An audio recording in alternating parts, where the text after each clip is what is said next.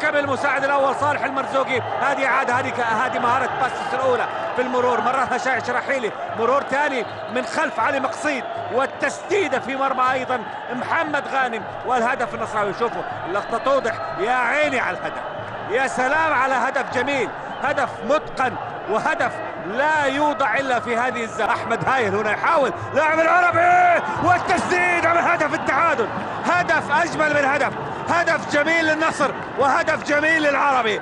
احمد هايل يسجل هدف هايل، هدف جميل في الدقيقة 19 بعد دقيقتين فقط أو 3 دقائق من تسجيل النصر لهدف الأول في المباراة. يأتي هدف التعادل للعربي الكويتي بتسديدة خادعة حتى، وتسديدة فوق حارس المرمى عبد الله العنزي، وهدف التعادل العربي. هدف التعادل للعربي احمد هايل. شوفوا اعاده الجميله، وشوفوا التسديده باليسرى ساقطه وفي الزاويه العليا اليسرى على يسار حارس المرمى عبد الله العنزي.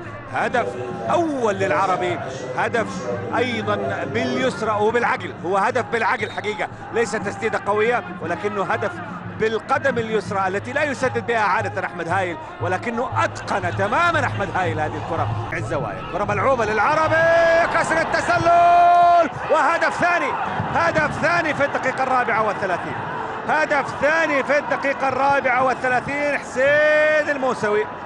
حسين الموسوي وهو ما يتقن تماما لاعب العربي.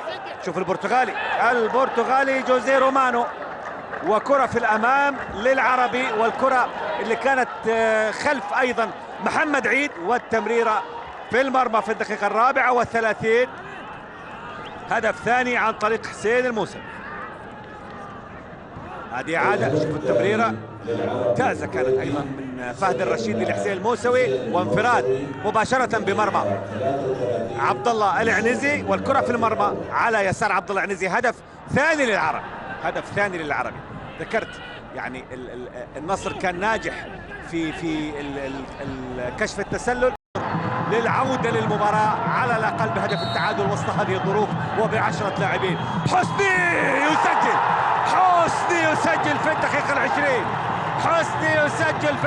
20، حسني عبد ربه يسجد شكرا لله. هدف من ركلة جزاء محمد غانم على اليمين، وحسني عبد ربه يضعها في المرمى. هدف للنصر، هدف التعادل، ركلة جزاء نصراوية وب10 لاعبين، وهدف التعادل لصالح النصر.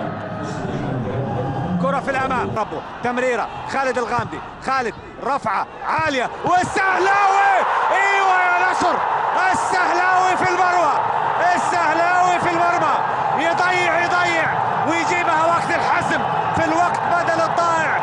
النصراويون في تقدم وفي خطوة مهمة في ربع نهائي كأس الأندية العربية للأندية، ويفرح هذا الجمهور الكبير الكثيف الحاضر في استاد الأمير فيصل بن فهد عبد العزيز. هدف ثالث للنصر بعد ضغط ومحاولات، والكرة في المرمى. أخيرا السهلاوي يأتي بكرة بالراس، لأنه اللاعب اللي يلعب بالعقل والعرضية. كنا نبغى واحدة متقنة، وجاءت متقنة بالفعل من خالد الغامدي. نتابع الإعادة، وعالية الارتقاء والتنفيذ والتسديد، وفي المرمى تماما على يسار الحارس محمد غانم حارس مرمى العربي. وهدف استحقه النصر كثيرا، وأضاع مثله لاعبو النصر كثيرا، ولكنه تحقق في أحلى الأوقات، في أصعب الأوقات على العربي الكويتي، وفي أحلى الأوقات على الجمهور الكبير الحاضر الذي يتابع هذا اللقاء.